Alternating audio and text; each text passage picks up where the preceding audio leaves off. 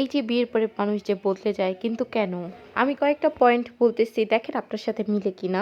এই যে কোয়ালিটি সময়গুলো আপনি যখন আপনার পার্টনারকে দিতেন, তিনি নিশ্চয়ই ওই সময়গুলো আপনার কাছ থেকে এখন পাচ্ছে না। আগে যেরকম নিজের কথা, পরের কথা, ইচ্ছে অনিচ্ছে, ভালো লাগা, অনেক কথা বলার মতো সময় থাকতো ঘন্টার পর ঘন্টা। বিয়ের পর এমন একটা অবস্থা হয়েছে যে আপনার কথা কনভারসেশন সেকেন্ডেই শেষ হয়ে যাচ্ছে। ইয়েস, নো, ভেরি গুড, যতই লিমিটেড রেসপন্স করা যায় ততই ভালো। হয়তো এক্সপিরিয়েন্স থেকে এটা হয়েছে। যে বিষয়টা সেটা হচ্ছে, অপেক্ষা করে দেখা করতেন, অন্যকে খুশি করার অনেক চেষ্টা ছিল। এরপর যে একসাথে থাকেন 24 ঘন্টা একসাথে থাকার যে অভিজ্ঞতাটা, এটা একটা মনে হয় যে চাপ। ও তো সবই জানে, সবই বুঝে, ওকে আবার খুশি করতে হবে কেন? আগে যে কন্টেন্টগুলো বলতেন ওনাকে খুশি করার জন্য, বা সেজে যেতেন, যে চেষ্টাগুলো করতেন, তাকে সারপ্রাইজ দিতেন, গিফট দিতেন, বিয়ের পর মনে হয় যে ও তো জানেই আমার অবস্থা।